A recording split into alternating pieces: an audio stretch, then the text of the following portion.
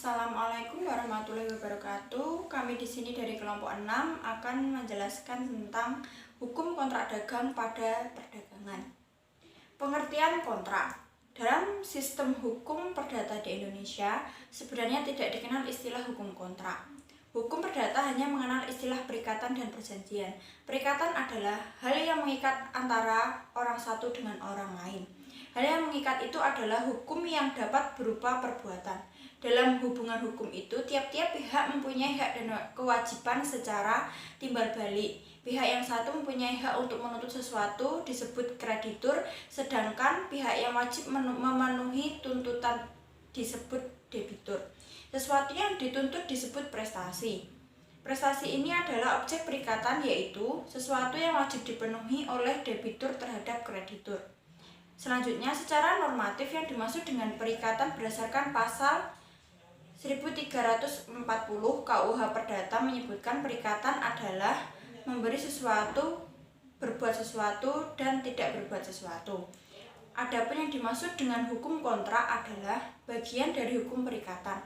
Bahkan, sebagian ahli hukum menempatkan sebagai bagian dari hukum perjanjian karena kontrak sendiri ditempatkan sebagai perjanjian tertulis. Jadi, kontrak merupakan suatu peristiwa yang konkret dan dapat diamati karena kontrak menurut kebanyakan dari kebiasaan masyarakat adalah dalam bentuk tertulis. Setiap kontrak menimbulkan hubungan hukum berupa hak dan kewajiban, sehingga setiap kontrak mempunyai akibat hukum. Hal ini diatur dalam pasal 1239 KUH Perdata dan menegaskan tentang akibat hukum yang ditimbulkan oleh kontrak. Diatur pula pada pasal 1243 KUH Perdata. Syarat sah kontrak. Mengingat kontrak membawa akibat hukum bagi para pihak yang membuatnya, maka suatu kontrak harus memenuhi syarat-syarat sahnya kontrak berdasarkan pasal 1320 KUH Perdata. Yang pertama, sepakat mereka yang mengikat dirinya. Kesepakatan adalah pertemuan kehendak dari para pihak yang melakukan perjanjian. Hal ini merupakan unsur mutlak dalam suatu perjanjian. Kesepakatan dapat terjadi dengan berbagai macam cara, namun yang paling penting adalah adanya penawaran dan penerimaan atas tawaran. Yang kedua, kecakapan untuk membuat suatu perikatan berdasarkan pasal 1330 KUH Perdata. Yang ketiga, suatu hal tertentu. Pasal 1333 KUH Perdata menentukan bahwa suatu perjanjian harus mempunyai pokok suatu benda yang paling sedikit dapat ditentukan jenisnya. Suatu perjanjian harus memiliki objek tertentu. Suatu perjanjian harus mengenai suatu hal tertentu, berarti bahwa apa yang diperjanjikan yakni hak dan kewajiban kedua belah pihak. Barang yang dimaksud dalam perjanjian paling sedikit dapat ditentukan jenisnya. Yang keempat, suatu sebab yang halal. Menurut pasal 1335 KUH Perdata bahwa suatu kausa dinyatakan terlarang jika bertentangan dengan undang-undang, kesusilaan dan ketertiban umum.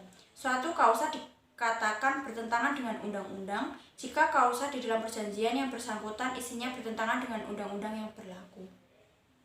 Selanjutnya, saya Muhammad Iwat Madani akan menjelaskan asas-asas hukum kontrak. Dalam hukum kontrak ada beberapa asas, namun secara umum hanya akan dijelaskan 4 asas.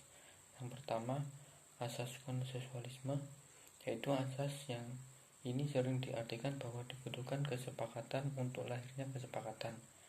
Pengertian ini tidak tepat karena maksud asas konsensualisme ini adalah bahwa lahirnya kontrak adalah pada saat terjadinya kesepakatan.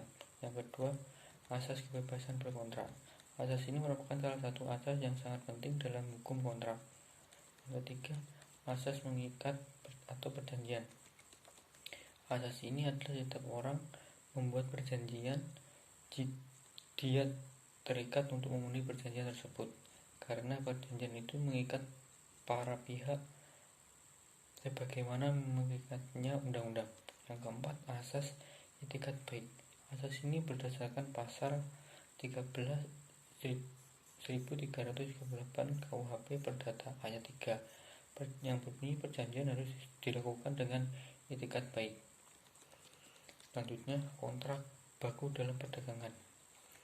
Tujuan dibuatnya kontrak baku untuk memberikan kemudahan bagi para pihak yang bersangkutan. Kontrak standar atau baku sebenarnya dikenal sejak zaman Yunani kuno. Isi kontrak baku telah dibuat oleh satu pihak sehingga pihak lainnya tidak dapat mengemukakan kehendak secara bebas. Singkatan, tidak terjadi tawar-menawar mengenai isi kontrak sebagaimana asas kebebasan berkontrak. Kontrak standar adalah kontrak yang klausulnya telah ditetapkan oleh salah satu pihak saja. Pada umumnya klausul-klausul tercantum dalam kontrak standar menguntungkan pihak yang membuat kontrak. Dalam kondisi seperti ini, penerima kontrak hanya ada dua pilihan, mengambil atau meninggalkan kontrak yang disodorkan oleh pihak pemberi kontrak.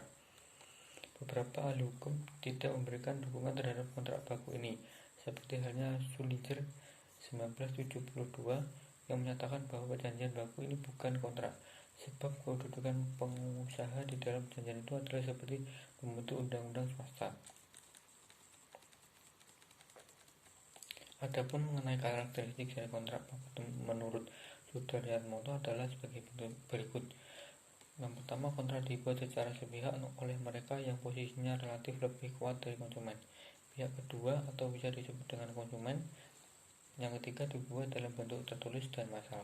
Yang keempat, pihak kedua atau konsumen terpaksa menerima isi kontrak karena didorong oleh kebutuhan. Dengan adanya undang-undang ini, para pelaku usaha tidak dengan semena-mena membuat klausul yang akan merugikan konsumen. Usaha tidak dengan semena-mena terlibat klausul yang akan merugikan konsumen. Dalam pembuatan klausul harus memperhatikan hak-hak konsumen yang baik.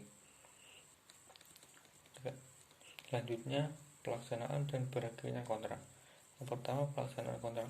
Pada tahap pelaksanaan kontrak, para pihak harus melaksanakan apa yang telah dijanjikan atau yang telah menjadi kewajiban dalam kontrak tersebut. Pada kontrak yang bisa digunakan dalam perdagangan prestasi yang berwujud denda adalah kontrak antar penjual dan pembeli. Adapun prestasi yang berwujud tidak berbuat sesuatu adalah bersikap pasif untuk tidak berbuat sesuatu yang dilarang dalam kontrak. Pihak yang tidak sengaja prestasi dan terjadi karena memang tidak mampu untuk memenuhi prestasi atau tidak karena terpaksa untuk melakukan prestasi. Beban prestasi dapat berupa sama sekali tidak memenuhi prestasi yang dilakukan tidak sempurna, terlambat memenuhi prestasi, dan melakukan apa yang di dalam kontrak dilarang untuk dilakukan. Yang kedua, berakhirnya kontrak. Di dalam KUH Perdata tidak diatur secara khusus tentang berakhirnya kontrak, tetapi yang diatur hanya hapusnya perikatan.